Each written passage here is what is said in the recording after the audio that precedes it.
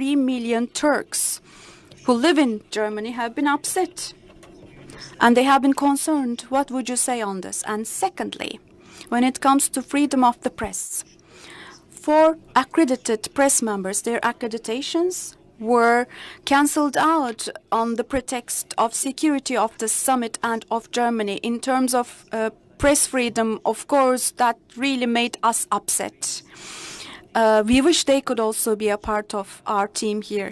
PKK, FETÖ, DHKPC members who have fled Turkey, they are comfortably living in Turkey and they are financially supported by German foundations. How would you elaborate on this? Your speech, you said that was a political suicide. Now, terrorist organizations are sheltered here easily. Germany is, do you think that means Germany is welcoming terrorist organizations? In fact, the question which was asked to me just before you, actually you just answered this question in a way. Why?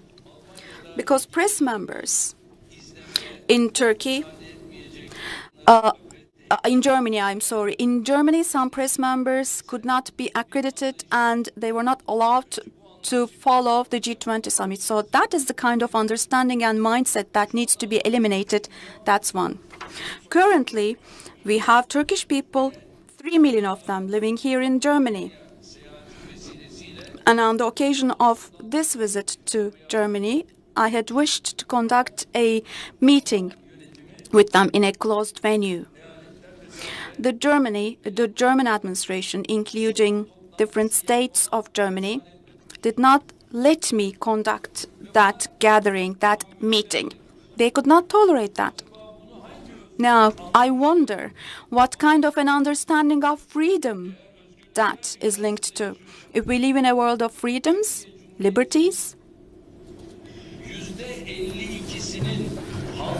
think of the fact that 52% of the people in Turkey voted for me. That's how I became the president of my country. So this president is not allowed to speak in a room in Germany. I'm sorry, but those people who don't allow me to do this cannot possibly be talking about liberties. Now, this is what I referred to when I talked about, quote-unquote, a political suicide. This will act like a boomerang. Potentially, it may hit them back. In fact, now, forget about a meeting. When it comes to a teleconference, me getting connected through a teleconference to a meeting which was being held here, which would have allowed me to talk to Turkish people, they could not tolerate that. But the bandits of a terrorist organization who are on the mountains, they did allow those terrorist organization members to get connected. This is something we should all know. So looking at this from a perspective of freedoms, members of PKK terrorist organization, the leader of this terrorist organization, they were allowed to conduct a parade and they were protected by the police. Their parade was protected and safeguarded by the police. This was allowed. And other people, other legitimate associations of ours who wanted to enjoy the same right of association, they were not allowed.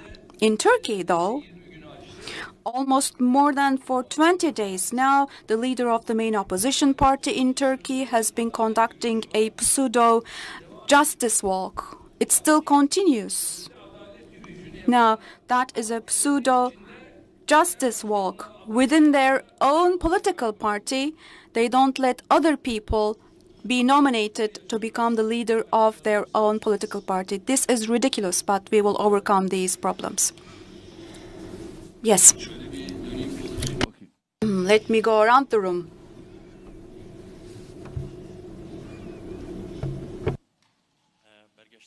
From Kurdistan 24.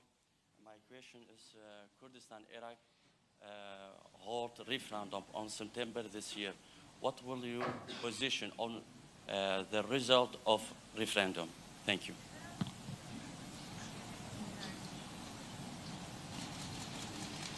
Doğrusu Now, in fact, when it comes to the referendum, as far as Iraq's territoriality is concerned, I don't think the referendum is the right thing to do.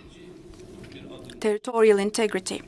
That is problematic as a step. I discussed this with my dear friend Barzani through our foreign service. We said this is not the right path to go on, because in the future it would be potentially difficult for you to pay for this, to pay for the cost of this. Now, in fact, as we speak, I don't know where they stand. I hope before the referendum is conducted, they will give up on this idea. But the thing is, they have been resisting on this. They have been insisting on this. I think that will cause them to lose, because for us, the unity and integrity of Iraq is really important. Why don't we turn to this side? Engin Baş from Hamburg. I'm from a radio here. Elbphilharmonie. What did you think about Elbphilharmonie? Elbphilharmonie, the concert hall. What did you think about the concert hall? I was going to ask you. I wasn't there. I watched it on TV though. Looks like a very good project though. The events in Hamburg and people built a connection between events here in Hamburg and the Gezi events in Istanbul. Were you aware of the events here in Hamburg? Yes, of course, I watched them on TV. What did you think about the attitude of the police? The police did their best, of course. But the thing is, in terms of strategy or tactic, how accurate it was is another issue. We are not the political administrators here, and the police force here is not administered by us. Every country, of course, has their own strategies to combat such issues. They have their own tactics. Such strategy or tactics of any given country is organized and identified by their own interior ministries and security forces. That's something we cannot interfere with. I'm sorry, I cannot hear the question. What do you think about this? I'm sorry, I couldn't hear the first part of the question because the gentleman was not using a microphone. Now, the right language must first be used. Is it suitable for you to ask this question using a slang word?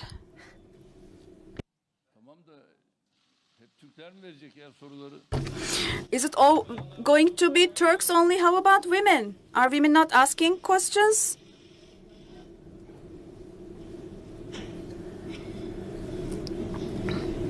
I'm speaking English, please. For the translation, thank you.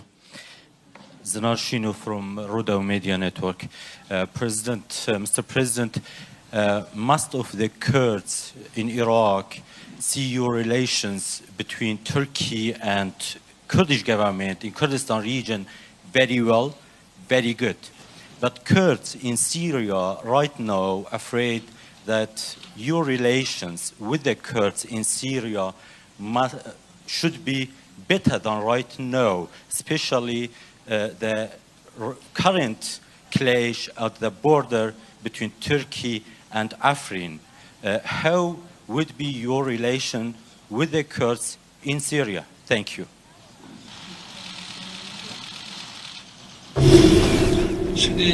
Now, dear friends, first of all, you should know the following. Our policy is not based on tribalism, and it's not based on racism either. We always center our attitude on the human. But when it comes to our borders, if there are certain creations that threat us, then vis-a-vis such threats, we will do what is needed to be done. If in northern in northern Syria, a pseudo-Kurdish government is tried to be established, we won't allow that. In fact, in north of Syria, such an attempt was conducted and we stopped it. In the future, likewise, we would never allow that. And threats from that region towards our country will not be tolerated in any way at all. In fact, the Euphrates Shield operation is an expression of this. Now, the Euphrates Shield operation, the threats there were Daesh, and secondly, another threat was particularly the illegal Kurdish organization, which is PYD and YPG. They were threats against us, and vis-à-vis such threats, we cannot possibly remain silent. In fact, in the Turkish province of Gaziantep, unfortunately, Daesh conducted an attack, and 53 Turkish citizens were killed. Who were those people? Most of them were Kurdish, actually. Who killed them? They were Daesh. And up to that moment, we had kept patient. But as of that moment, we said, our patience is over, and we went into Jarablus, and we got rid of Daesh there. Then we went into Al Rai, and likewise, we cleaned Rai off Daesh. Dabak also, we did the same. In Al Bab, it continued for almost 170 days, at the end of which we cleared that area of Daesh. And an area of close to 2,000 square meters was cleaned off from Daesh, thanks to which our Syrian friends were able to go back to their land, to that zone. Afrin. Now, as far as we're concerned, Afrin is a threat. There is this continuous threat from Afrin to the Turkish province of Kilis. As long as that threat continues, we will continue to implement engagement rules, and we will continue to teach a lesson in Afrin also. This is it. I think we're approaching the end of the meeting, the press meeting.